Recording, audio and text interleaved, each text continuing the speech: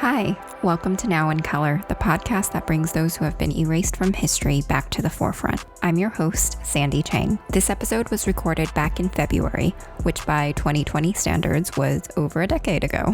This episode was meant to be the first of many that was to come for season 3 in collaboration with Brick by Brick Studios. At this point in time, the World Health Organization had already declared a global emergency, and Wuhan had entered lockdown, and France, Italy, and Iran started seeing its first cases. And at this time, the virus was given a name that will go down in history, COVID-19. A few days after this recording, the United States reported its first COVID-related death in Seattle. But in this moment in time, there was still so much possibility for 2020. So let's take a second to rest in this time capsule with my guest, Candace Maxwell, who tells the story of another exciting era of glitz and glamour of the Roaring Twenties with Josephine Baker. Enjoy.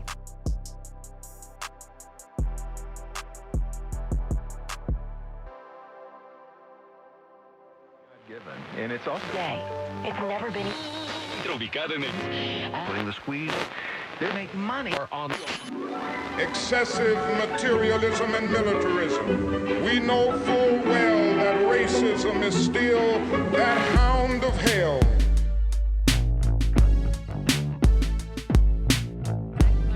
Process is all filmmakers have generational wealth. The really big ones, I mean. Yeah. And that's how they got their start. Thank you. I think John agreed with me. What's that? About generational wealth. Generational wealth. Yeah. Yeah. Yeah, I found out there was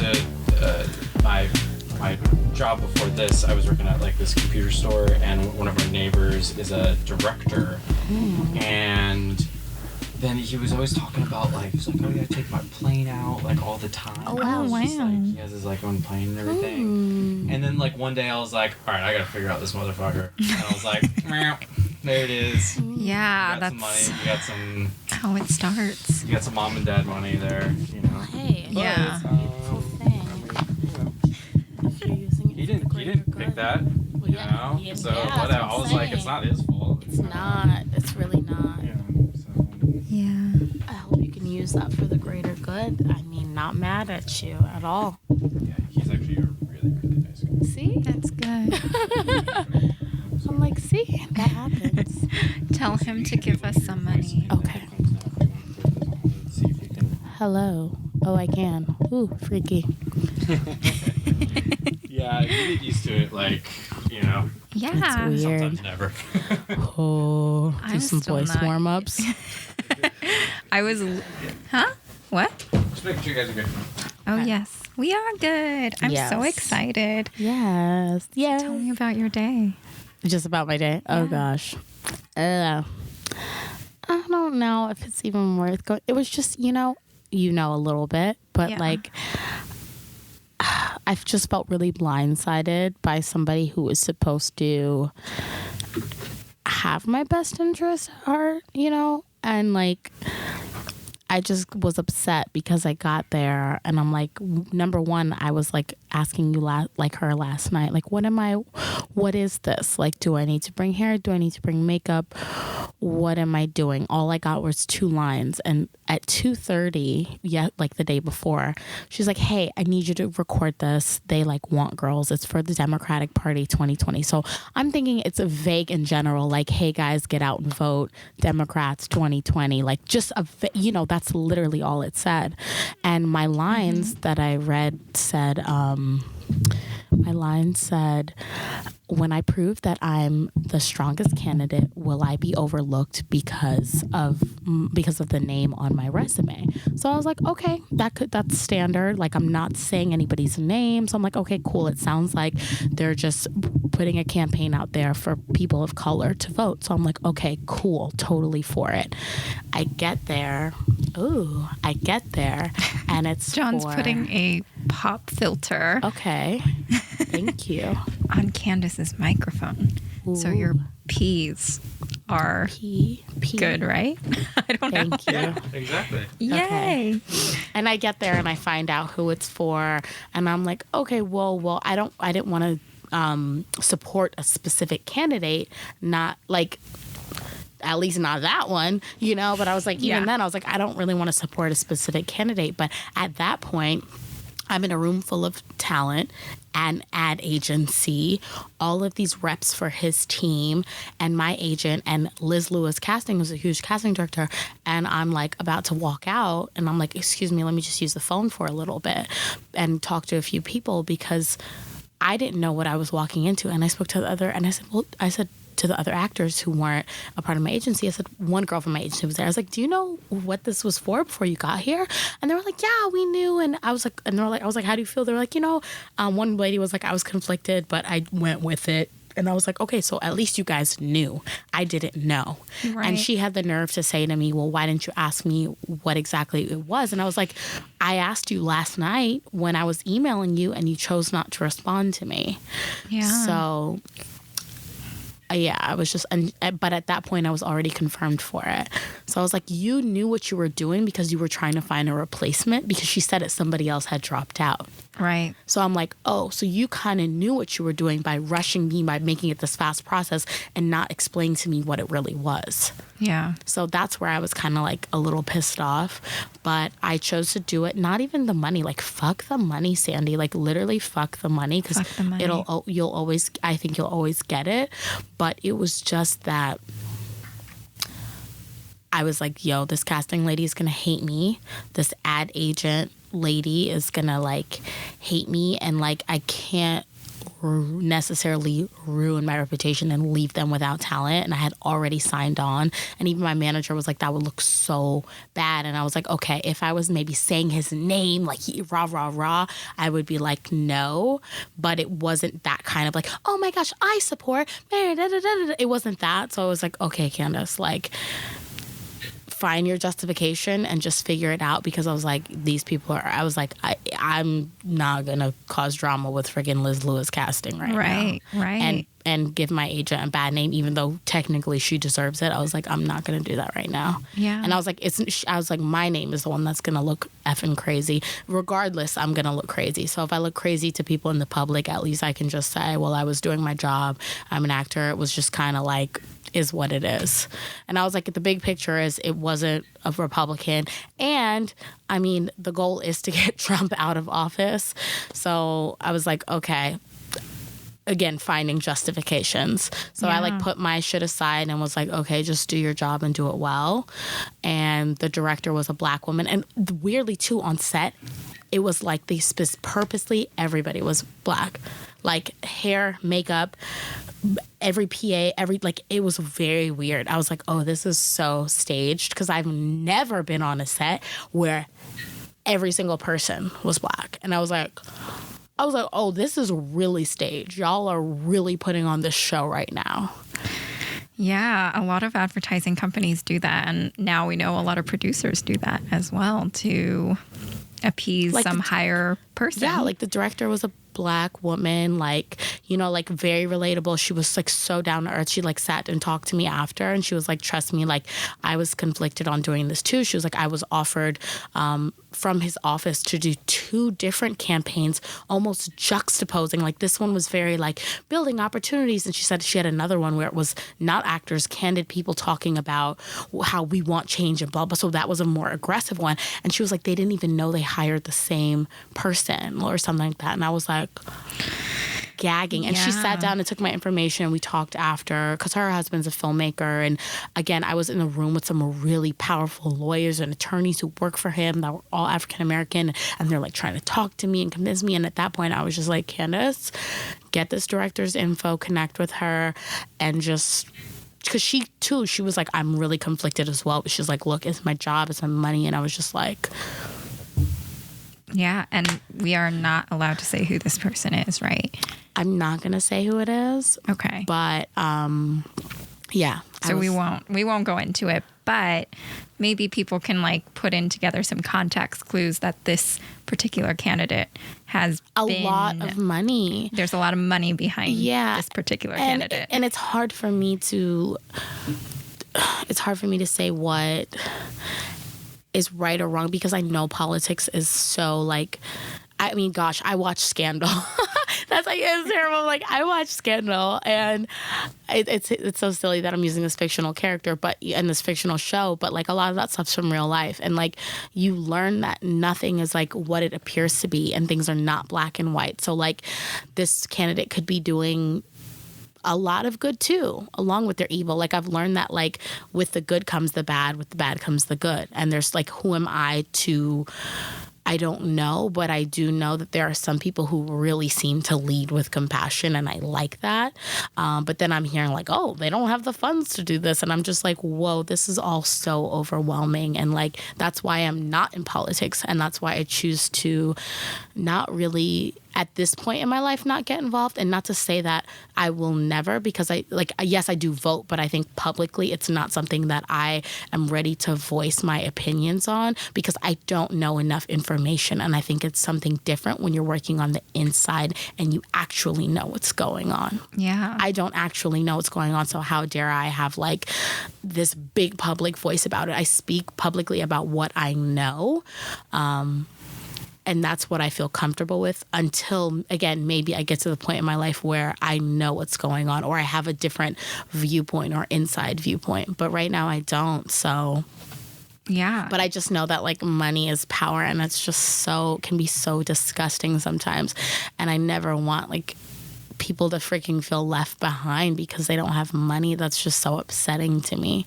Yeah, money and it's a power. true reality, and it's just so sad. Like, I would hope that people who do have money, that they, that are good, come together for the greater good, and that like, evil isn't out here winning, because the fact that like, there's just so much BS in this world that could just be solved. So I believe that could be solved so easily, and maybe that's naive of me to think that, but I don't know. I guess that's what keeps me going.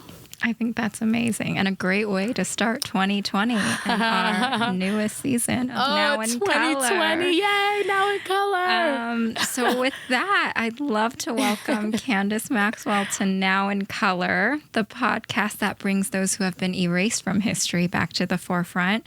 I'm your host, Sandy Chang, and of course, this is Candace Maxwell.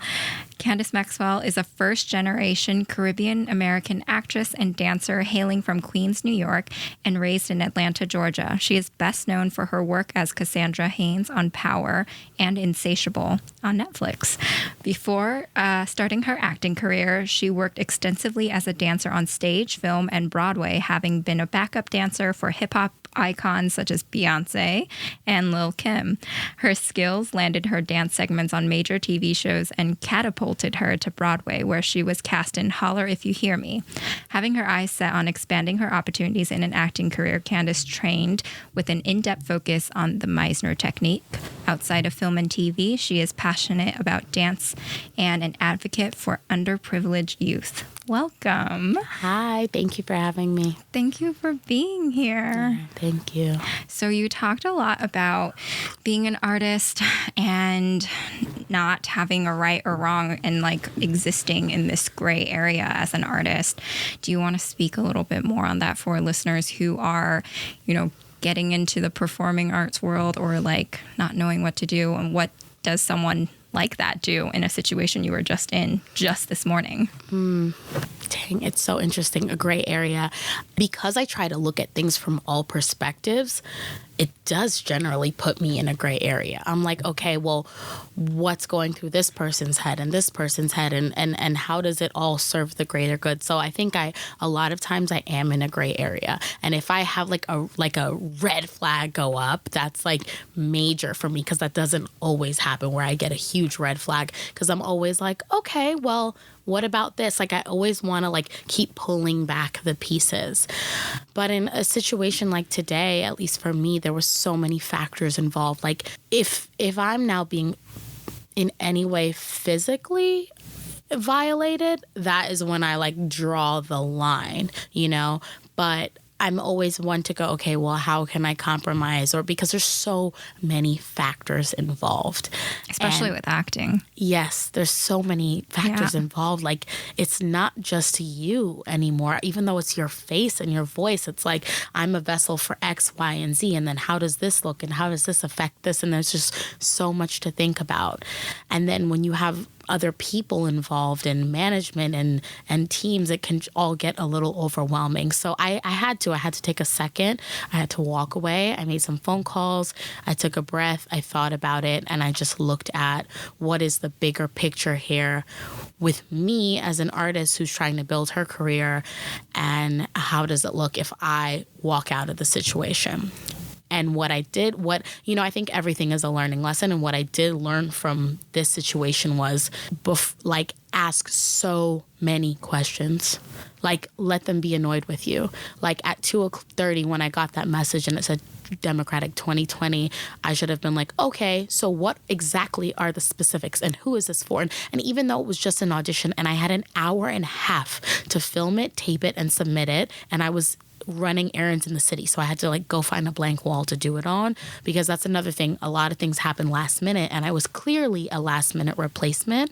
But in that moment, I should have, let me not say what I should or shouldn't have done, but for the future, it's one of those things where I go, take a breath and ask every question you need to. And don't send an email. If this is so urgent, I should be able to call you, and you should pick up the phone, and I should ask the questions that I need to ask. So it's just a lesson for me in how to deal with things. And that's all everything ever is a lesson. Like, you're going to make a gazillion mistakes in any field that you're in. And the only way to learn and to do better is by making mistakes. Like, funny enough, I love boy bands. I grew up in the 90s, and I was watching the Lou Pearlman documentary. It's about all the boy bands. Mm-hmm. It's so funny that I was watching that this week, of all things. But okay. I kind of went down that. Love is Blind, so. I went down that rabbit hole, and these boys trusted Lou. They looked up to him with their career. Their families looked up to them with their career. And they had been on all these tours, sold all these records. They're working, dancing, singing for 18 hours a day, no days off. And he then cuts each of them a check for $10,000. That's like a slap in the face, So it just goes to show you, those boys probably learned, those men now probably learned to get your contracts checked by 1, 2, 3, 4, 5 lawyers, So that was something that they just unfortunately had to go through and learn. Yeah. And it sounds like you've been in this industry since you were a kid. Do you want to talk a little bit about that? And how did you become the artist that you are today? Oh, thank you. How do I become the artist? I think that was just inevitable. I was always going to somehow do this and be a part of this, because trust me, there are days when I just want to quit. And I have tried to quit many of times where I was like, I don't really want to do this anymore. And I started school, or I started a program, and I was like, I'm just going to find another career.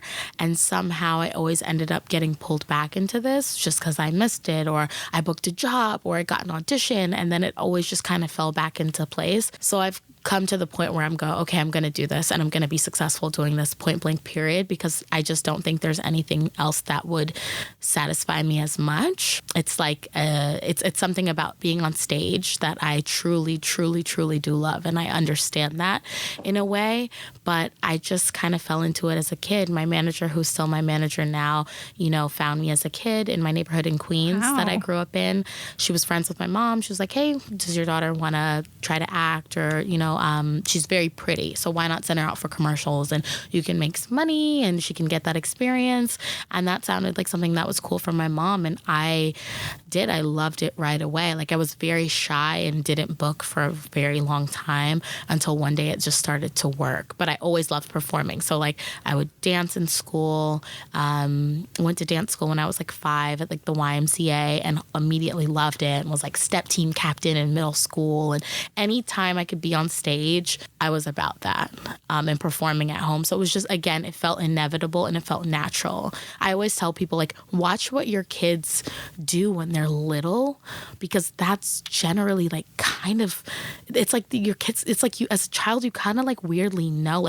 My sister would always play with makeup and steal me and my mom's clothes, and I'm like, what are you doing? And that's what she's really into nowadays, and cooking and decorating the house. And like, not to be cliche, because I'm like, oh, Betty homemaker, but like, she was always that way since she was little. So I think there's something about some magic in paying attention to our children and what they like to do. I mean, it's no secret probably that we went to the same acting school. Yeah. And that's something that they always told us to like discover your inner child again, because that's where most of your truth lies, basically. So could you point to a specific moment where you really wanted to quit, and like, why was that? What was like any reasoning behind it? You know, I was in New York for a while dancing, and it's weird. I always have why I feel like I'm just supposed to do it, these weird lucky breaks that logically don't make much sense to me. I came to New York when I'm from New York originally, but then we moved to Atlanta, Georgia. I went to an amazing performing arts high school down there, got into all these amazing schools for dance, and it just ended up kind of being really expensive. And my mom just wanted me to get a standard education. She's like, just go to college. And I dropped out. And, you know, it was kind of like a really rough patch, but I got signed to this agency and I started working in Atlanta and booking jobs. And I did like my first movie as a dancer. It was Big Mama's Like Father, Like Son. So amazing. Martin Lawrence was the star and I was one of the dancers in the performing arts high school. So it felt very like meant to be, because I had went to performing arts high school and I was like, oh my God, I know what it's like to wear ballet clothes all day and then run to singing and then run to math class, you know, so it felt really cool to be one of the principal dancers and make money at I was 18, 19 and be with all these other dancers who had been on tour and with these choreographers. So that was really cool for me at that age, having dropped out of college and then gotten something like that. And I was like, oh my gosh, I have to do this. I love this. And I would see the actors on set and I was like, I want to do that. I was like, I want to do that. But I didn't really know how at that point in time.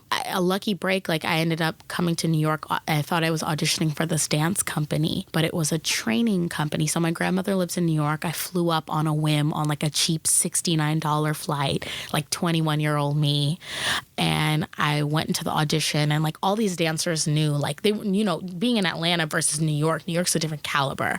So I get to New York, these dancers were head to toe and really great outfits and and I'm at the audition and I have on sweatpants and I'm like, okay, whatever. So I learned the steps, do it, and I ended up booking what it was, but it wasn't a job. It was a training program with this amazing choreographer named Rhapsody James.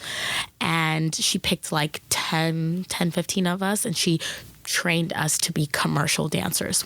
Commercial dancers are dancers you see dancing behind artists, dancing in music videos, dancing on tours. And growing up, I wanted to be Janet Jackson. So I was abso-freaking-lutely. I was like, I don't sing, but I want to do that. I want to be Janet, but if I can't sing, I'll be the girls behind her. I got into that training program. She trained us for 3 months. It was the hardest 3 months of my life. So rigorous, so intense. We did boot camp. We did acting. We had sides. We had dance. We did partnering. It was just this amazing process, and we put together this beautiful show where she got to showcase herself artistically as a choreographer, and we got to showcase ourselves as a dancer. And all of the big New York dance agencies came, and I immediately got both of them immediately wanted to sign me on the spot. And I was like, how am I so lucky? And then the next thing I auditioned for was the Knicks City Dancers, got that. And I was just like, okay, so I'm going to do this. I'm going to be meant to do this. But after being in my 20s, being really doing that kind of lifestyle, I just got burnt out, auditioning and dancing and touring. And I felt like I was making money, but I felt like, God, I had nothing to my name. And it's not a very glamorous lifestyle. It's fun and it's exciting and you're with these celebrities and you're touring and you're seeing the world, and then you come home and you're just kind of wait, this is still my life. It still didn't elevate. So I just kind of didn't want to do it anymore. And then I would be on set and I'd see these actors and I'm like, you're making all this money and doing all of that. And I was like, and that's all you do? I was like, I can do that. I was like, please. I was like, of course I can do that. I was like, are you kidding me? I was like, I have a wealth of knowledge and emotion in me. And I also never felt like I fit in with the dancers, but I just had a bad breakup. I felt like, what was I doing? I felt like my life had no purpose, and I was dancing and I was living this exciting life, but I had nothing and no purpose. So it was important for me to find purpose in my life. And I think with anything great, people have true purpose behind it. And I think that really started to come for me in my mid to late 20s when I started to really tap into my spirituality and in the world and what's going on around us, and just pay more attention and less about the glitz and just like what's going on in the world. But I always feel like I want to quit because I'm like, this business can feel so shallow. But like, why are we all doing this? Like, what are we chasing? What is it that we're searching for? And rooting myself in a purpose has given me something that I'm like, okay, I want to quit, but it's not about you right now. It's not about me. Like, I'm just a vessel, and it has to be for something bigger, because I just don't want to deal with the BS. But then again, in every facet of life, in any career, you're going to deal with BS. So at least let me do something that I love, not that I like, that I love. Yeah, I think that was so inspiring for you to say that, because I think especially now a lot of people look at social media and Instagram especially, and they're just like, ugh, like I'm missing something. And I'm glad you were able to break it down and be like, yeah, it is fun and it is exciting, but at the end of the day, there's a lot of emptiness behind it. And I think a lot of people, especially young people, don't really realize that. I sound like I'm 60 years old. Like, young people don't realize it. Yeah. But it can catch up to you, that emptiness. And I think hopefully more and more artists are coming through with more purpose and bring something valuable to say. I think there are so many that do have that. But as the years, as they get deeper into the business and the BS and the money and the fame, I think, you can kind of get stripped away from like, why did you really start doing this? Like, a lot of people, they say that, I don't know the exact statistics, but they say a lot of children go like, oh, what do you want to be? And they're like, I want to be famous. Versus like kids would be like, I want to be a doctor, or I want to be this. And I remember always saying I wanted to dance and act. So it's not like the goal isn't to be famous. It comes with it. But I mean, gosh, if I could dance for the rest of my life and take care of my family the way I wanted to, I probably would. I mean, it's the best thing in the world to me. But your body starts to hurt. These are all the things that my mom warned me of. Why she was like, go to college. She was like, your body's going to hurt one day. And I never what if you get injured? And I was just like, whatever. So that is a reality. But I know so many artists who purely love it and they enjoy it. And I'm like, okay. And I do think that we're different for a reason. Like, there are people who can sit behind a desk all day and work at an ad agency and do do amazing work like that and be lawyers and be doctors, and we need those people. But I don't think that's my cup of tea or what I'm cut out for. And again, I think that's what makes us all different. Like, we need those lawyers. We need doctors and nurses and politicians. We need garbage men. We need all these people. So like, at the end of the day, whatever you do it, and do it with excellence. Find joy in your life. I love that. This is exactly what I needed to hear today. As someone who, has not been on Netflix or any of those things, even like the very few interactions where I've had with terrible people in this industry has like I'm just a very fragile person also. But it has like made me like really sad and made me question like, oh, this is what it is. The story behind this, but someone had to like say to me, like, I have to let go of the artistry and creativity and recognize that it's a business, which it is. But you were saying earlier that you felt kind of naive. I mean, I'm naive in a sense of just like, I want to keep holding on to the magic of storytelling and the magic of being an artist, because that's what makes me tick and what makes me thrive, because there's nothing else I want more in the world. So I'm so glad you said that. Yeah, I think just honestly, never forget that, and never forget that, Sandy. Like, no matter what, that is like the heartbeat, and the business and everything else is on top of it. And you have to play the game. I mean, what did you do before you were podcasting? If people don't know, if you want to disclose that. Oh yeah, I talk about it all the time. Okay. I hated my job.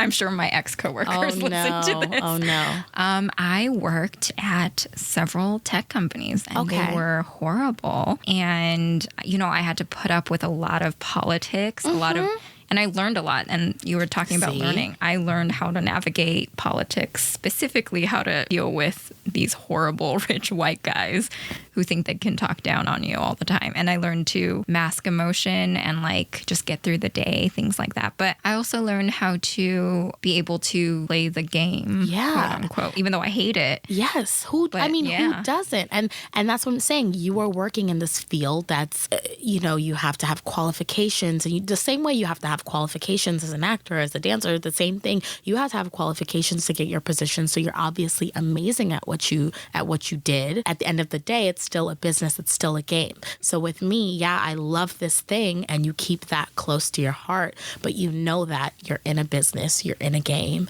and you got to play it. It's almost, I'm like, Monopoly is so real. I'm like, wow.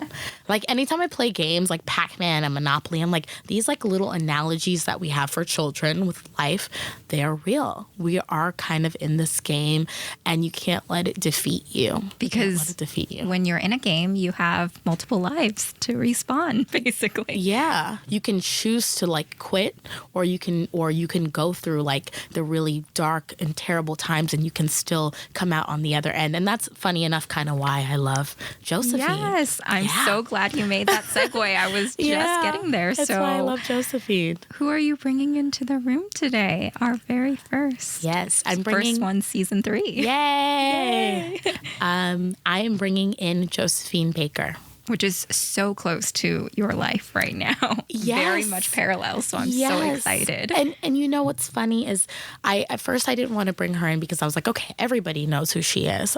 But I guess everybody doesn't. She is an icon, but funny enough, I was walking here. I'm going to show you literally across the street, there's a mural of her on the wall. And I believe in good omens. And it just felt like I needed Josephine in my life today. And as a reminder of the bigger picture, because she kind of started off with me with this love, and then it turned into a bigger picture. Fell in love with her doing this, and good omen signs. A friend of mine who is a mentor knew this actress named Lynn Whitfield, who's an amazing African-American actress, very prominent, another trailblazer, but she played Josephine Baker in a HBO film, and he says that I remind him of Lynn, and I was like, I was like, what? So it all feels very meant to be. So I'm cool. So excited. So I'm glad that I saw her across the street on the way here. Yes. Yeah. Oh, and here is Brick by Brick Studios, but we'll put all that in Brick after. by Brick. All right, let's get started.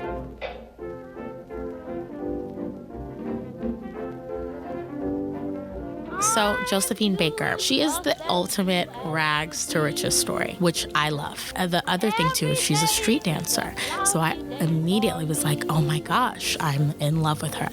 So she's from St. Louis, Missouri. She was born June 3rd, 1906 in St. Louis. She's from, of course, a very segregated, what I guess the South, St. Louis is considered the Midwest, but it's almost like, the South, but she's from the slums, like a place where extreme poverty, lots of brothels, lots of violence, and lots of hate crimes, white against black. So she's from that era and that time. And Josephine basically grew up, it's funny that they mention this, but her son, one of her adopted sons, ended up writing a book on her later on in life. And her mom actually kind of her whole life kind of like lied to Josephine about who her father was. But her mom was working for a German family at that time. And Josephine's very fair skin, kind of a very straight nose, very European features. And it's more than likely her mom took it to the grave, but more than likely her father is probably somebody in that German household. But that's pretty common of that time and of that era of to be mixed race and then to of course be like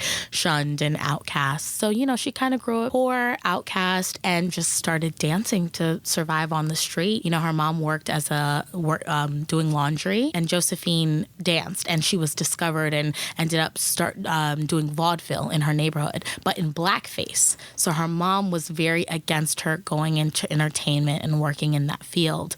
But for Josephine, I think dance was an outlet, and watching, I heard that, I know this firsthand too, how dance can be so it's such a release of, you kind of lose yourself, and whatever is going on is no longer going on. So I could only imagine for that little girl to feel that freedom. And, she had to start working very young, and that was a way for her to make money. So she got on board. So she was doing vaudeville on the outskirts of town, performing for all white audiences in blackface, and was dancing. And she was always known as like the little comedian. She was always funny from the get-go. So she kind of worked her way up in that round, and again, married very young, which was a typical of that time, like, 15, getting married and whatnot. She got married at 15? Yes. She was married a few times. Oh, yes. Yes, scandalous. But her first marriage was to Willie Wells. So he was like the hometown boy. And she didn't give that relationship, like, I think within like a few months, that was over and done. Yeah, funny. And then she ended up marrying William Baker, her second husband. And her second husband, her mom was like, you need to pay more attention to this relationship. And she just was like, really not feeling it. Was William Baker also in the entertainment industry? I think so. He was with the vaudeville troupe, but she ended up getting he was with the vaudeville group as well. So, someone else that she worked with. She ended up getting discovered. Like, someone was like, oh, Josephine, why don't you come to New York City to do vaudeville? So she was traveling and touring in that kind of, and it's a rough lifestyle, traveling and touring, especially back then. Like, you're a colored person, you're not getting a hotel room. Like, you're pitching a tent on the side of like whatever little town you're in, you're doing a show. And vaudeville was rough. You were doing like 5 shows a day. Like I'm complaining about 8 shows a week on Broadway. 5 shows a day. So she's really busting her butt. But she made a name for herself in the vaudeville market, and then was eventually invited to New York City to perform the chorus, again in blackface. But she was 15 when she headed to New York by herself, without her mom. And without her first boyfriend. Yeah, first. I feel like during that time they were like boyfriends. Yeah. I'm like, oh my gosh, everybody was getting married. She's just like, no, bye. Yeah, but she went to go do Shuffle Along, which was like a very prominent African American show, big at the time. But she played a chorus girl. So imagine being on Broadway, performing for all white audiences, and her role specifically as a chorus girl, she was the last chorus girl to come out. So the last chorus girl, they're known for being comedic. So like they don't know the steps and they're kind of behind, and they're very funny and cheeky. And then at the end, when they come back out, they know the steps like better than anybody else, and they add that extra finesse. So basically she was a star from the jump. Like, she always had that it factor. Josephine had it. She wasn't afraid to put herself out there. But I also feel like it's like she kind of came from nothing, so it was like, I have no other choice. Like, am I gonna go back to the streets of St. Louis and be like poor? And it's funny that I'm like going back in time, but just this image, because I also watched her movie that Lynn Whitfield starred in, and when she was little, she survived a burning. Like they whoever in her town, I hate to say this, the white people who are like angry, they were like, we're gonna, can I say the N-word? I mean, are there any niggers in here? We're gonna like burn it. So like she was like literally like running for her life as a little girl. And it's funny because she gives a speech later on in life. She actually spoke at the March on Washington. Wow. Like right before Martin Luther King. So it's so funny how far this woman has come. Yeah. But she said how she spent her life running, just running. So imagine being a little girl, like by yourself in your house. Who knows where her parents were, but like hearing like outside, like, we're going to burn this down, nigger, and her just like running and trying to figure out where to go. And I think, I mean, just assuming that traumatized her at a young age. So again, finds her way to New York, is a huge part of the Harlem Renaissance, and becomes the highest paid chorus girl. Again, in blackface, and is doing, her best, doing all that she can. But that's the height that she could go in her career. Like, there's really no more that she could do. She's just this dancer in the chorus. Again, people are like, wow, this Josephine is breaking boundaries. But to her, she's like, okay, I'm just another chorus girl. And yeah, she's the highest paid, but she felt disrespected in her own country. And, I just got the standing ovation from this white audience, but I can't break bread with you. I can't go out to eat. I can't use the same restroom. I can't. So I think that was very degrading to her to have to be going through that. So then she gets offered an opportunity to go to Paris. And before she goes to Paris, she goes home to her mom, and she has, a tumultuous relationship with her mother. She's always coming home and bringing gifts, and she's making money now, and she's somewhat of a star in the Harlem Renaissance, and her mom is just kind of like not too impressed. So I felt like, you know, she's like, I have nothing to lose. She takes the position, she goes to Paris, and Paris was like a breath of fresh air for her, because at that time, what's going on racially, but at that time, she was just like a breath of fresh air. People loved her, and she's this star there, and she gets this opportunity to do this big show there. But you know, she's upset at first because they ask her to kind of do it almost in the nude, so topless. What year was this? Oh my man, sorry. I'm like the worst with facts. So she goes to Paris to open. The show is called La Revue Negre. It's French. Sorry, guys. So it's French. So on October 2nd, 1925, she's 19 years old, and she goes to perform at the Champs-Élysées, the big, gorgeous theater in Paris that's like renowned to this day. But that's where the performance was. And she, you know, everybody's like, oh, you got your first big break on Broadway, but that wasn't true. She became famous in France in the 20s. You know, she was this colored girl, and for the first time, she could eat with white people. She said that the first time a white a waiter served her, she was like, her jaw dropped, you know. She was beautiful and she was exotic there. And, you know, some people can look at that now and go, okay, yeah, that's like a fetish or that's fetishized. But to her, I mean, to go from feeling less than nothing to beautiful and glorified, I mean, how amazing is that? You know, not being shunned because of the color of your skin, but being accepted and glorified for that. So she was... This, again, became the star. So she did this performance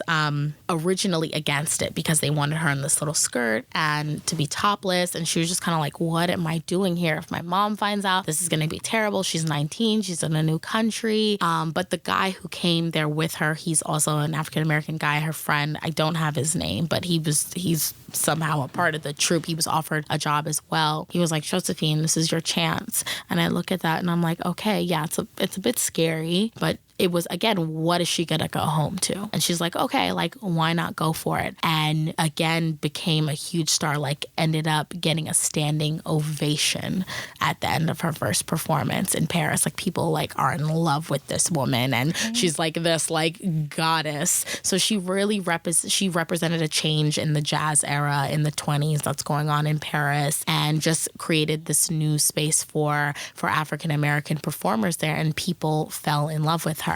So after that, you know, she becomes an instant success for her erotic dancing and, you know, appearing virtually nude, and, you know, again, can be seen very controversial. But at the time, I'm like, this girl is just kind of like doing what she's got to do. And I have a lot of respect for that. You know, and she's on stage and she's like this goddess, and, you know, this amazing spectacle that was put on behind her. And she was getting this attention that she's never seen. She even had this pet cheetah that she'd bring on stage with her, that like she got to bring around Paris. I'm like, you had a pet cheetah? Like, she was literally living like, I feel like in America we glorify Marilyn Monroe. She was like this like beautiful goddess that people just like tripped over. And her dancing was very athletic, and it was like the opposite of ballet. Ballet is so like pulled and proper, and she was, you know, a lot of grinding of the hips, but it wasn't even sexual because it was almost comical. Everything she did had an air of funny to it. So it was athletic, it was primal, it was sexy at times, erotic at times, but also funny. So she's just bringing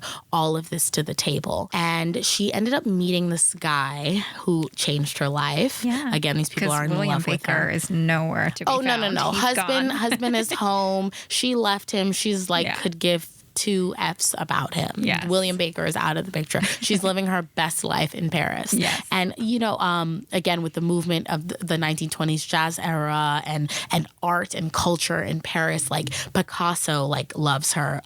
Let's see, like all these authors love her. Hemingway called her the most sensational woman anyone ever saw. She even had an affair with Frida Kahlo. Wow. Because Josephine was in Paris in that time. She was, let's say, I don't even want to say a lesbian. She was just free and open and living, again, her bestest life. Like, she's the epitome of girl, live your best life. So she's getting it in with girls, she's getting it in with guys, and exploring her sexuality in a way that, again, like, in the States, I feel like a Black woman could never at that time have that freedom of sexuality, but she was able to have that in Paris and have that freedom that a young 19, 20-year-old woman should have that. Yes. You know, that's her right to have that. So I think that was pretty cool. She went on to star in 3 films that only found success in Europe, of course. Sirens of the Tropics, Zazu, and Princess Tam Tam. So those were her big films. And Princess Tam Tam was actually banned in the United States. Oh, wow. Again, probably because a Black woman starring in a film. What? Yeah. And So- this was during the era of silent movies still, or it's sound come? 1927, 30s. I don't know either. Whoops. But yeah, she, you know, she's doing her thing. But then she met this Sicilian guy who, it's funny, when he introduced himself to her, he said, you know, I came to Paris and I could be anybody that I want to be here. So he was just like a regular like guy in America. You know, he called himself, he was like, I'm Black Italian. I am from Sicily. I know what it's like as well to be, to have racism and prejudice against me and hate because of where I'm from and who I am. So he's like, Josephine, I see you. And he was like, let me be your manager. He told everybody in France he was a count. And he said all of a sudden he had all these rich women like courting him. So I was like, this is so Amazing. funny that this guy like comes here and is just like not scamming everybody, but just created a whole new life for himself. So Paris is a place where people could create a whole new life for themselves. And he's like, Josephine, I'm going to become your manager. His name is Giuseppe Pepito Abatino. He became her manager and her lover, of course, because William Baker was nowhere to be found. But he saw a lot in her, and he said to her, he's like, are you just going to be a dancer? He's like, dancers don't have much of a shelf life.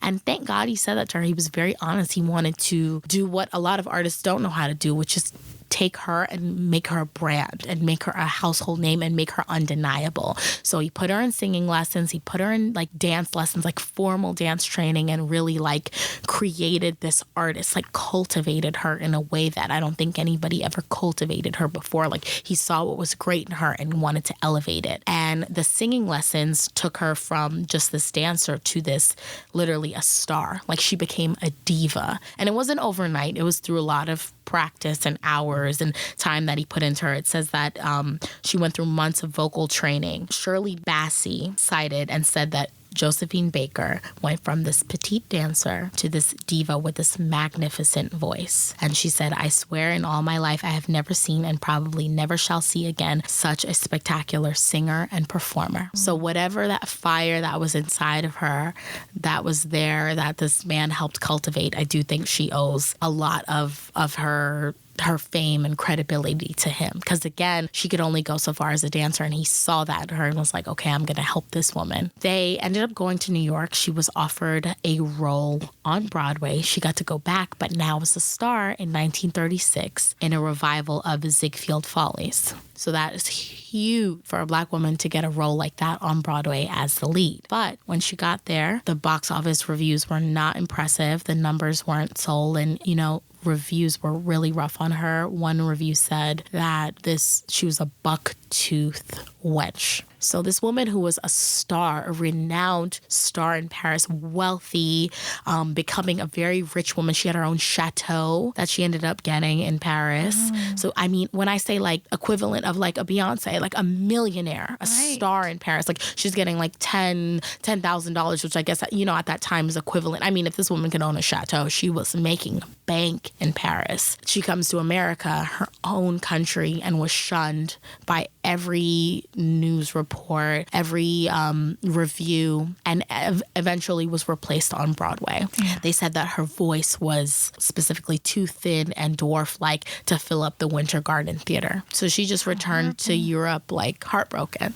And it's her dream probably to be on Broadway and to finally break this barrier that she thought like, oh wow, I'm a star, like I'm going to be accepted everywhere, and to come back to her own country and to be rejected was really hurtful. So at that point, also another pitfall of that was when she came back, because Abatino, the guy, her lover and manager, he did come to New York with her, but had to go back because he was sick. He went back to France. He actually passed away. So not only did she come back a failure in the States, embarrassed, rejected, she also comes back to no lover. So That's pretty heartbreaking. Yeah. To think that she finally thought she reached this stature, this high, and then in the middle of her career to reach this deep, deep, deep low. So she comes back to the States. She returned to Paris. She left the States, came back to Paris in 1937, and she became a French citizen. She no longer wanted to deal with America. I think that was her turning point. That was a big turning point in her career and her life, where she was like, I'm done with America. I'm a French citizen. She's like really like represents France. Again, the only place she ever felt accepted.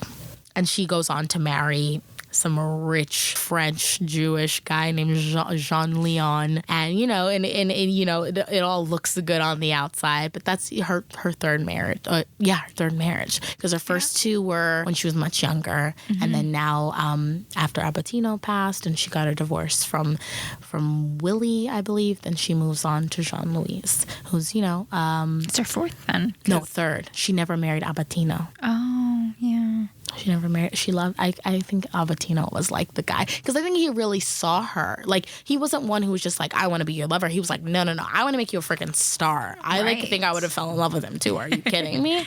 So he saw that in her. But again, after all that heartbreak, she came back to France and had to put the pieces back together, became a citizen, married this new guy, and is like gonna go on with her life. But at that time, World War II happens. Dun, I was just about to ask, because I was like putting in the timelines. Yes. And he's Jewish.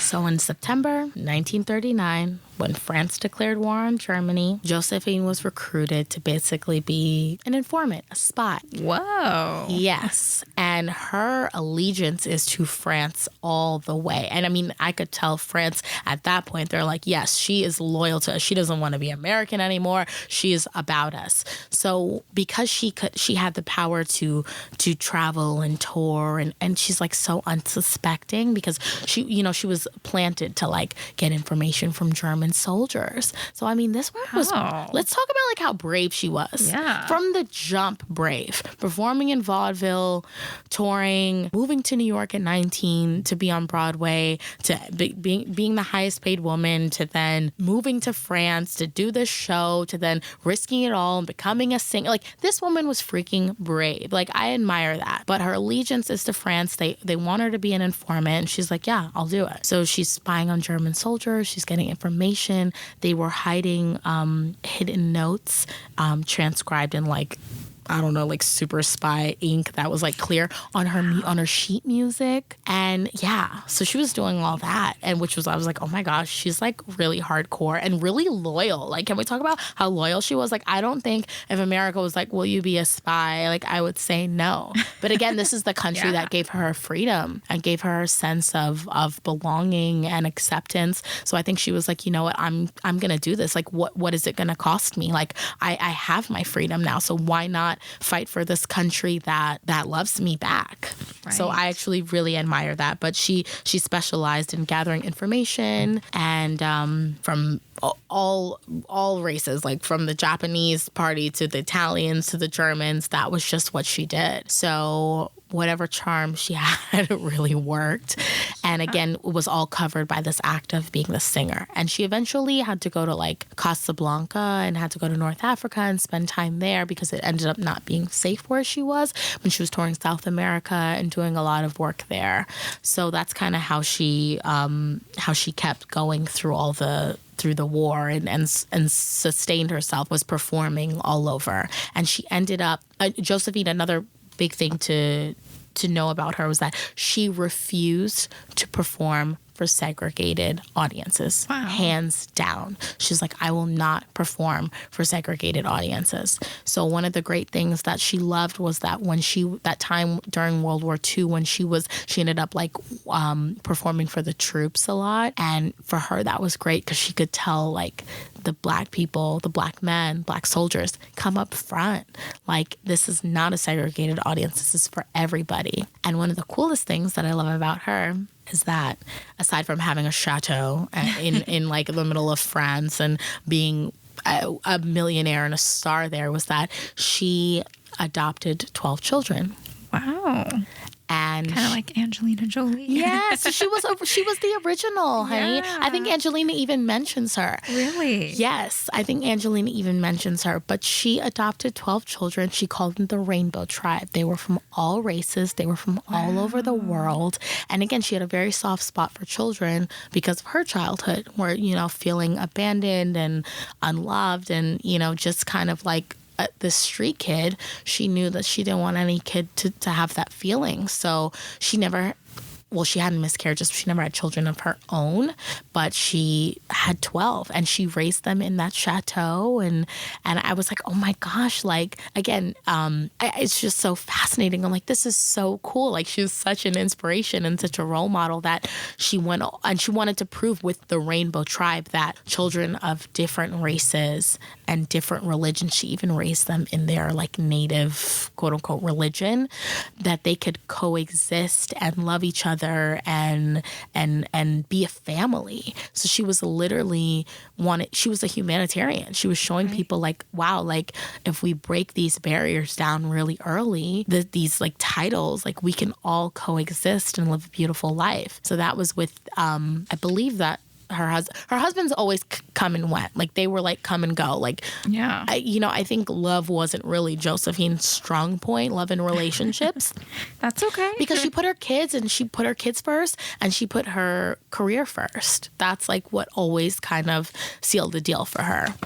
Again, another reason why I admire her. So it's World War II. And then what happened after the war? Did she adopt these children after the war? Or? You know, I wish I knew on the timeline where. I would think it was after the war because I think the wartime, that was when she was traveling a lot and touring a lot. And she was in North Africa. That's when she was in Morocco. That's when she was in Casablanca, in Spain, in South America. So that's when she was touring and doing all that work. It's cool because after the war, she was basically awarded all these like medallions from France. So she got like this, like, I don't know what it's called, but she basically is like awarded all the like the like what a soldier would get for her work. So she's like internationally now not only a superstar there, but like a hero, like a national hero for France. So that's so cool. Yeah. So I'm like, okay, little girl, like you just grew up to be this super powerful woman. So she's got like the brooch and the this and the uniform and all that good stuff. I don't know what it's called. And it's all written in French, but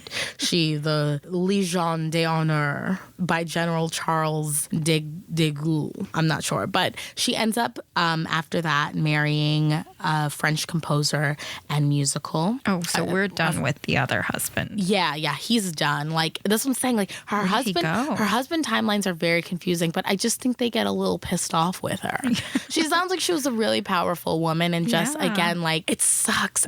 I think the thing with a lot of these women of that time, of that era who were so powerful, they like couldn't keep a man because it's like these men, like it felt like it was like almost entrapping to her, and it felt like she always wanted to be free. The first marriage was less than a year. Yeah. The second one was 1921 to 1925. The next one to Jean Léon, who was the French, the Jewish French guy who was super rich, 1937 to 1940. And the longest one was the last one. And I believe that's the guy that she raised all those children with. Yeah. And that's Joe Bouillon. And that was from 1947 to 1961. So he lived in the chateau with her and raised the 12 children with her. But they ended up getting a divorce as well because I don't think, what it was by the time she wanted to adopt her 11th child, he was like, no. He's like, no much. more. And she was like, no, more.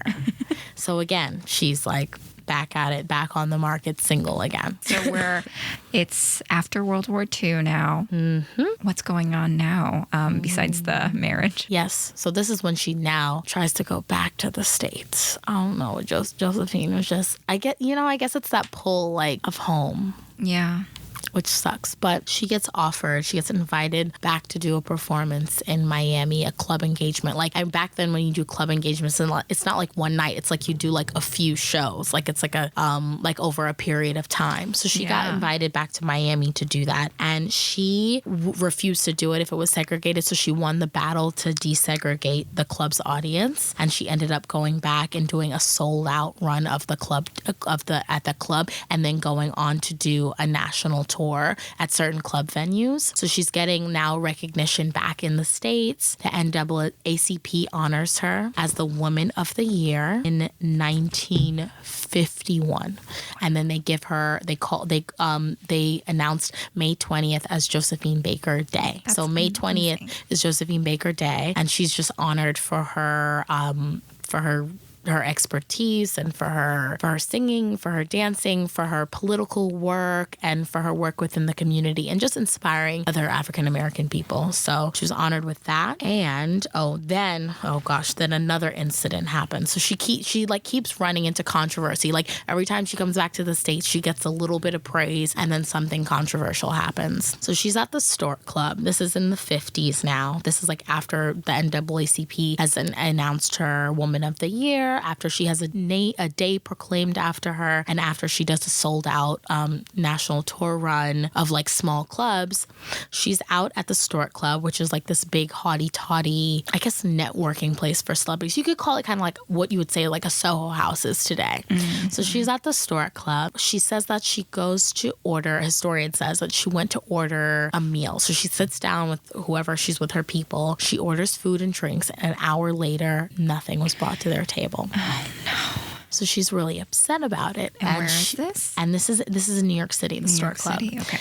Yes. So then she sees, she criticized the club and started drama with this columnist, Walter Winchell. And he was an old ally of hers. He praised her before publicly, but Walter goes on to accuse her of being a communist publicly. And this is during the 50s. During McCarthyism and all that. So now she gets her work visa revoked. She can no longer tour in the States. After doing a whole sold out venue tour, she can no longer tour. And is not allowed back into the U.S. for like another decade.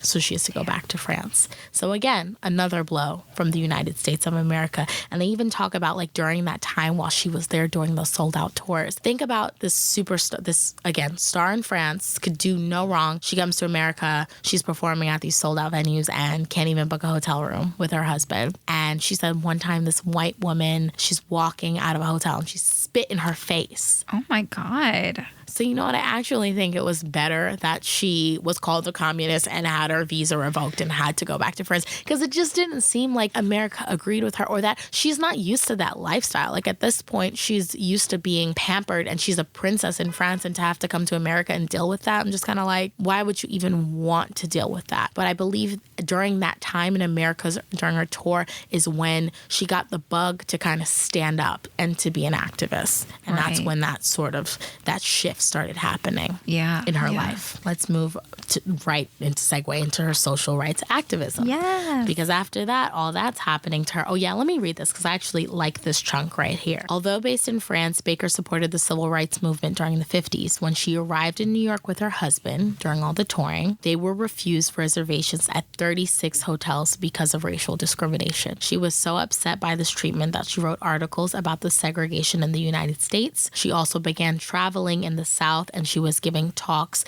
at Fisk University at historically Black colleges, and went on to give speeches on France, North Africa, and the quality of races in France. So she was really trying to encourage people, especially Black America, to see that this is not all that there is. There's more outside of America, but I don't think people were as brave as she was to just leave, pick up their homes, and move to this new country, or maybe had the opportunity to. But the money. Yeah, but she was just such an advocate of that. So again, before she had her work visa and she was dealing with all this, before she had her work visa revoked, she was doing all of this work in the U.S. to kind of bring awareness to what was going on, but ultimately had to go back to Paris. And she was actually friends with Grace Kelly, which I think was cool. Oh, wow. Yeah, Grace Kelly was a friend of hers. Oh, yeah. And of course,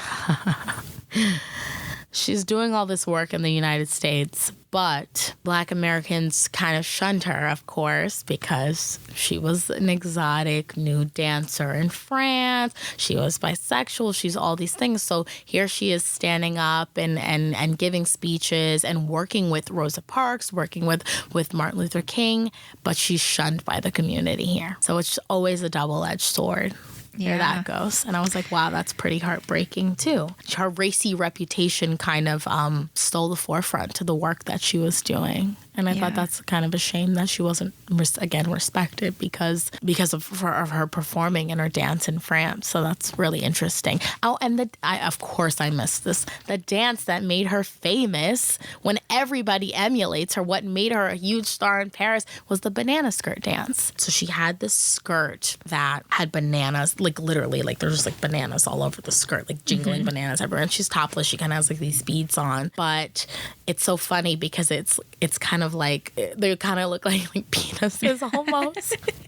So, and she's like wearing that banana skirt and like gyrating and shaking, but that's the dance that made her a star. So if anybody Beyonce even like emulated it one time, the banana skirt. Yeah, it's like huge. Like people, like everybody knows about the banana skirt, but it was so funny that she was just like this, a big tease and larger than life, but again, was so much more than that. So I can't believe I forgot the banana skirt, but the banana skirt is synonymous with Josephine Baker. And that is what made her a big star. So in 1963, how did she get back to the States? Well, yeah, it was 10 years. It was about 10 years that she was banned. But in 1963, this woman spoke at the March on Washington. I was like, what? I had no idea. Yeah, she spoke at the March on Washington, which I thought, I mean, that's just amazing. One of the few women that got to do it. I think some articles say that she was the only woman, and then some said it was like her and somebody else. But to think at a time like that as a woman to get to speak on that stage, and I think she even wore her France uniform, that she had like some of her like medallions and stuff. But again, at this point she's a French citizen. Yeah. But this is a expert from that speech that I thought was really beautiful and important to bring up. So let me read that part specifically. You know, I have always taken the rocky path. I never took the easy one. But as I get older and as I knew I had the power and strength, I took the rocky path and I tried to smooth it out a little. I wanted to make it easier for you.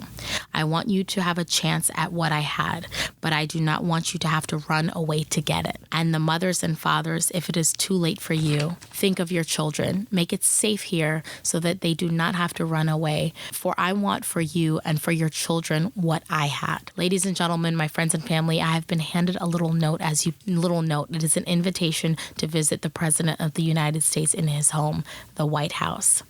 I'm greatly honored, but I must tell you that a colored woman, or as you say it here in America, a black woman, is not going there. It is a woman. It is Josephine Baker. So she was saying, like, I'm not this black woman. I'm just Josephine Baker. And I just want to make America a safe place, a place that you don't have to run away from. And I love that she said that. And she also said that I've walked into palaces of kings and queens and into houses of presidents and much more. But I could not walk into a hotel in America and get a cup of coffee, and that made me mad. And when I get mad, you know that I open my big mouth and then look out, because Josephine opens her mouth and they hear it all over the world.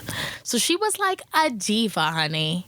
I love this woman. Right? I'm in love. Like, I could not walk in and get a cup of coffee. I was with princes and princes and counts and dukes and in the richest of villas and mansions and touring the world, and I couldn't get a cup of coffee in America. What a slap in the face that is. And I just want to make the world a better place. And I was like, she's just so cool and so badass. Yeah, she really is. Yeah. And after Martin Luther King was assassinated, Coretta Scott wanted Josephine to step up and be an advocate of the civil rights movement and come and, like, not replace Martin, but work alongside them. And she was considering doing it, but she knew that she had those 12 children to raise, and she was focused on her children and the safety of her children. So she turned it down and she went back to France. And she also, during that chunk of time, especially in her later years, dealt with a lot of financial struggle. Yeah. So she kind of lost all her money. She had to leave the villa. She had to send her children away to live with friends because she just wasn't, I guess she was spending frivolously and wasn't performing as much, didn't have the income. Joe left her, so she didn't have the same funds that she was living. So she had to give up her villa, which is pretty heartbreaking. The place that she raised her children. Her friend, was it Grace Kelly? Yeah, her friend Grace Kelly, who became the Princess of Monaco, even like offered her money or like offered her a place to stay. So she did have those like relationships with people, but she ended up having to perform until her death. So It's so funny. She came into this world performing and left literally performing. What was now the last thing she performed in? Yeah, so this is the juicy part. Oh. So again, after some time in the States doing social justice work with the civil rights movement, back in Paris, she loses the place. She has to send her kids away. She's getting assistance from Princess Grace of Monaco. Grace Kelly is helping her out, and she's got a close relationship with her. And it was heartbreaking for her to have to like send her children away at a time where she didn't have money, but she did. So in 1975 is when she gets back on stage, and she does a review show that kind of reviews her 50 years in show business, and it's her best show to date. It's sold out, 4 sold out shows like immediately. The show, actually, the review show was financed, just to put this out there, by Grace Kelly, the Prince, and Jackie Kennedy Onassis.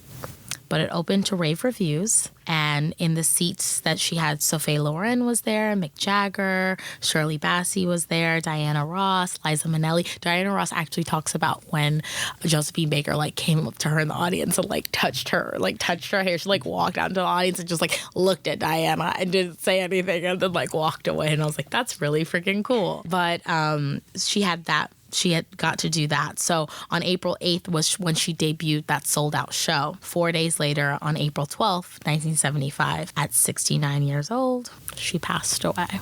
Wow. Mm-hmm.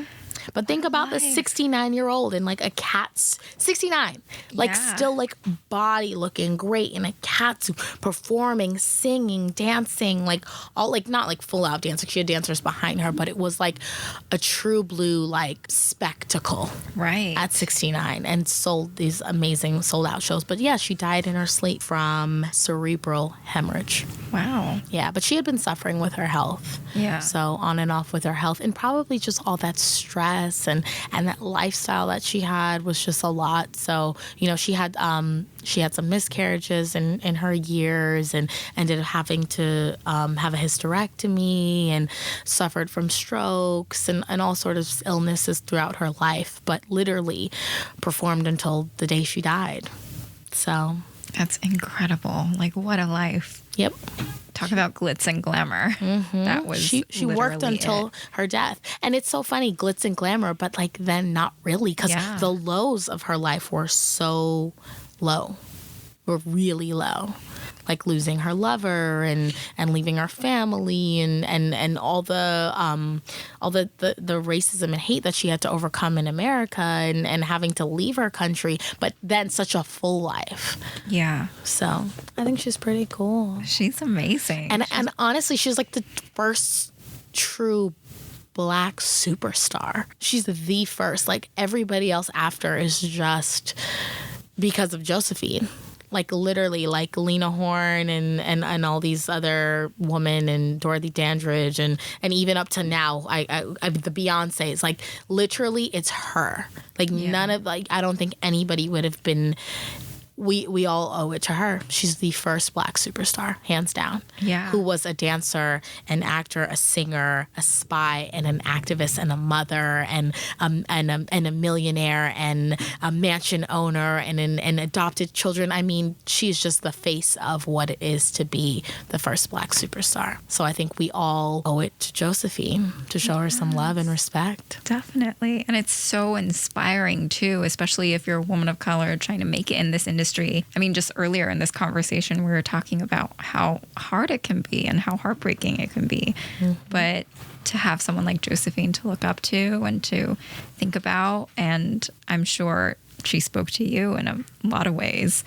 Yeah. And not without all of that, but not without heartbreak. Yeah. I think that's what we forget. We kind of see the outer picture, and she's this icon now, but gosh, what she had to go through to break any of those boundaries and to make any of those connections, and who knows, the sacrifices that she made, or the things that she went through. So it's just so interesting. To me, it's just so fascinating, because with the glitz and the glamour, there is like the lowest of lows, the highest of highs and the lowest of lows.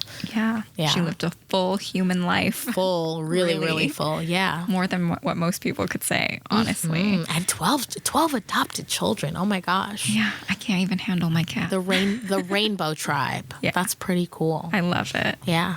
So what do you want audiences to take away from this story, or maybe something you've learned from the story upon researching it? Not to bring this up, but why not? You can edit around all of this. But trauma. There's something to be said about the starlets of that time.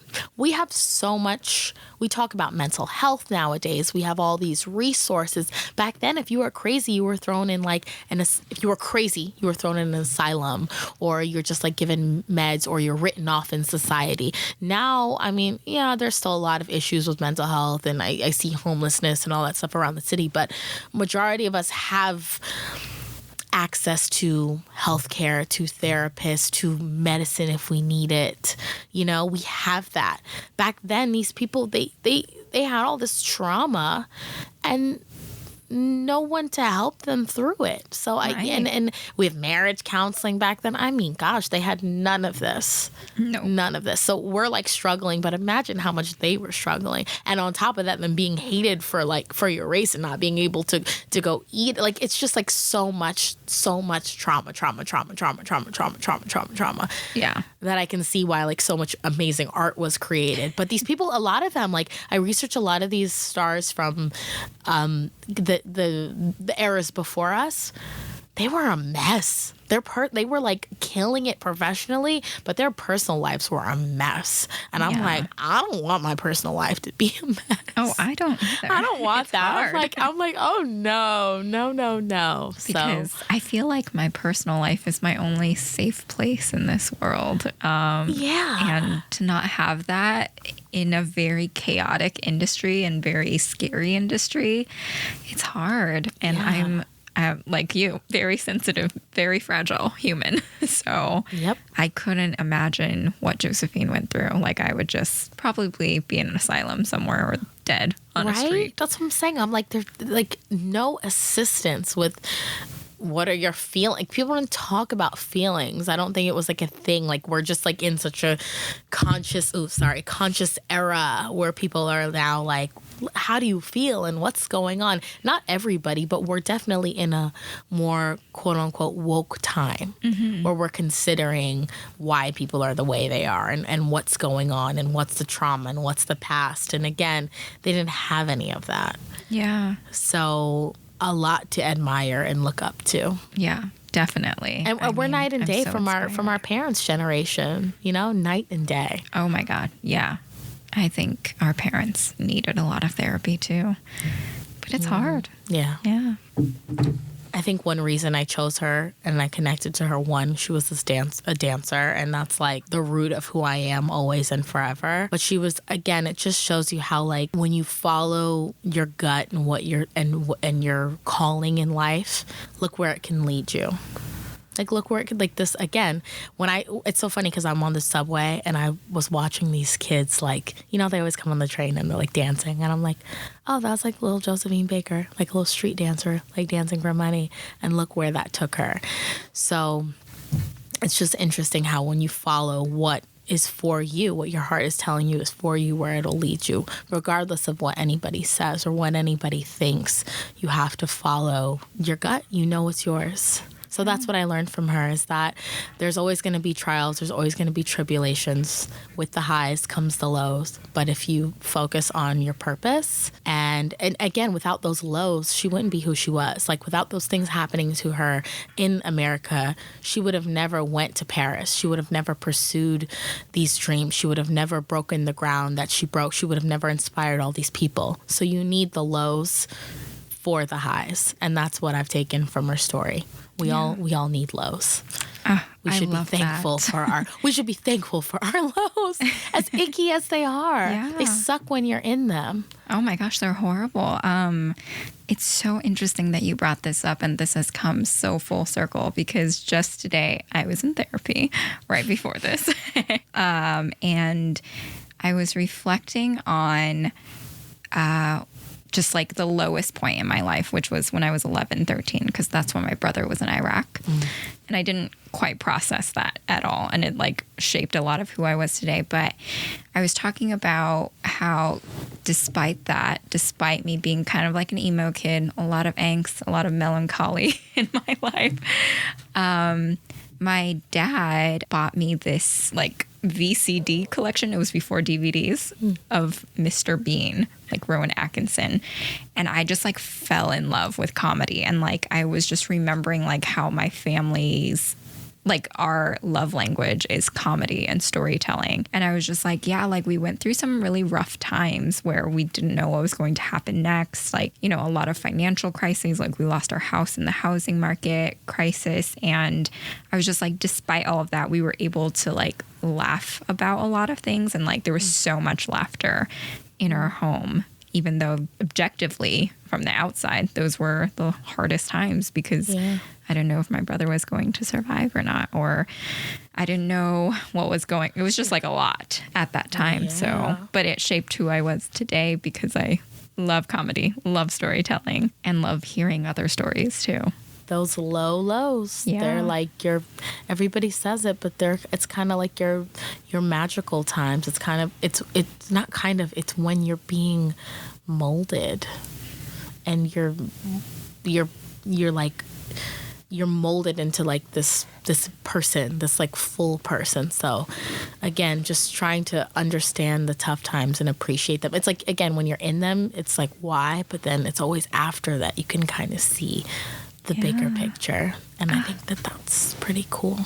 Amazing. Yeah. With that, is there anything that's coming up for you, Candace, that you want our listeners to know about, or anything you want to promote? You know, there are a few things. There are. I'm on a new show called Katie Keene on the CW, which like I still can't believe that. I still can't believe that I'm in anything. It's very dancing, yes, but acting, I'm like, how did this happen? And how did it happen so fast? And I'm still navigating. There's so much I have to learn. I feel like a newbie in the business. Like I'm on set with these people and I'm like, how is this even happening? But I'm on a brand new show. Katie Keene is very light. It's like a fairy tale. It's like a New York City fairy tale. And, you know, it's targeted towards, let's see, I would say our young generation, or like, what do they call them? Gen Z. Gen Z. It's definitely It's definitely Gen Z friendly. We've got, you know, but it has so much heart, believe it or not. Like it'll take I will say it can take a few episodes to get into it because you're like, this is really light. But then the characters kind of deepen and the relationships deepen, and they're all dreamers. So it's a New York City story of 4 people with 4 different dreams in New York City that they're pursuing. And again, it starts off very light because it's musical and fairy tale and it's supposed to be elevated. But at the heart of it, it's a very true, heartfelt, honest story. And I love that. And it's like love. Like we need something like everything is so heavy right now that I'm like, it's an escape when I sit down to watch Katie Keene. Yeah. When does it come out? It's already out. This week is going to be its 3rd episode. This is season 1. Mm-hmm. I play Dee Dee. So you will meet Dee Dee, especially if you watch episode 2. Dee Dee appears in episode 2. But the show comes on Thursday nights on 8 p.m. on the CW, and then you can catch all of the episodes on the CW app, which is accessible on your phone, on your tablets, on your TV, and that's streaming all the time. So I definitely say check out the show. It's a cute show. Awesome. Free marketing for CW. Free marketing for CW and for Dee Dee. Repping for Dee Dee in the house, and you'll get to fall in love with her character. She's spread out throughout the season, so there'll be some gaps where you don't see her, and then she's just gonna come back and surprise you. can't wait. Yes, we're also working on our show, Imposters, which had a successful crowdfunding. Oh, yes. I Did you tell them about that? No, I haven't Well, told no, anyone. it's not like anyone. This is like a person. Oh my gosh, am I crossing boundaries? Should I not talk about it? I was going to record a thing of like, oh, this is why I disappeared for a year. Yeah, because I was just telling John, I went to this party. It was like a elite Asian entertainment party. Anyway, we won't give them free marketing. And there were some mean people there. That's why I was like, ugh. But a few people approached me and we started talking and they were like, oh my God, you're now in color. And I was like, oh, who are you? I am. Yes. And they were like, what happened to you? And I had to like explain that, yes, we've been in pre-production for a new show called Imposters, which we successfully crowdfunded late last year. We in did. October. We did. And it was so much work. We learned so much about producing. I learned so much about producing. Yep. I thought producing a podcast was hard, but producing film and TV is a whole other level. Ball game, yeah. So anybody interested, anybody got any tips, hit up Sandy, hit her up, please. We're working our butts off to make this show a reality. Sandy and the whole team is working like crazy, but people have been DMing me and asking me, where's Imposters? What's going on? Because they followed us during crowdfunding. Amazing. And I actually have to like send a video. I think I'm going to post a video about it because people have been asking. But, securing locations and pre-production has been a big challenge for you. But the revisions to the script, I just think people are going to love it. And I can't wait to get it out there. Same. Because there are people like really interested in it. I've gotten text messages about it, Sandy. Amazing. So Imposters is still happening. It is. It's like giving birth. I thought people were crazy when they said that, but it's like giving birth. Yes. It is quite a process. So it's still happening. We're in talks with many locations and we're hoping to go into production by late May, early June. That is my hope. Yeah. And other than that, I've been, I'm collaborating. Funny enough, like I'm getting back into teaching dance. That's like dance is my first love, but getting back into teaching. So I'll let you know when I have classes going on. I'm actually working on, if everything all works out, a sweat line, like sweatpants and sweatshirts, because I could literally wear sweatpants and sweatshirts every day. So I'm working on a line of like, not loungewear, but like stuff that's really comfortable that you can wear outside. So like how I used to dress as a dancer, but just like elevating it a little bit and bringing it like to the streets of New York City and the world. Yeah. So look out for all that stuff. And, I'll keep you posted. But I'm like so glad that I got to be on the first. Yeah. And where can people find you? Oh, I have an Instagram. It's at C Maxwella, which I will spell CMAXWELLA. That's short for Candace Maxwell, like a girl, but C Maxwella. Yeah. Amazing. Speaking of sweatpants, how do you like your underwear?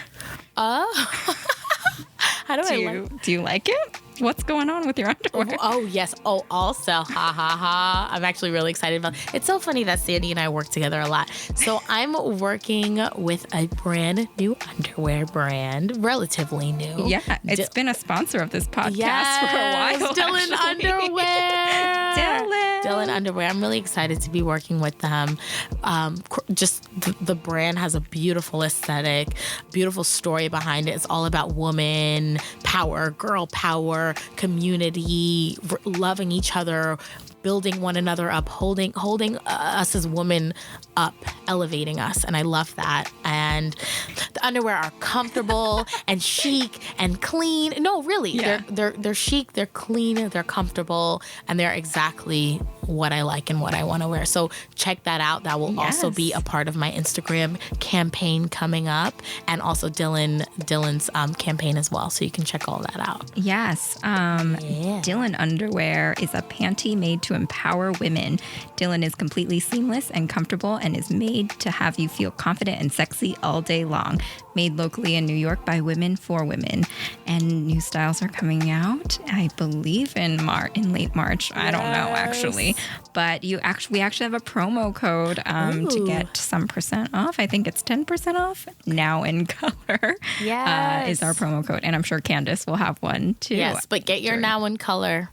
Yes. Use that promo code. Oh, that's so Yay. cool. And I love thank that. you so much for being here, Candace, and thank you for bringing Josephine Baker back to life as she deserves. She deserves to be on all the spotlights, and so do you. Oh, you're so sweet. Thank you. Thanks, and thank you for listening to Now in Color, brought to you by Brick Studios, and I'll see you next time. Bye.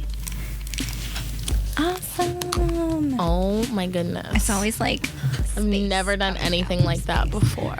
Thank you, John.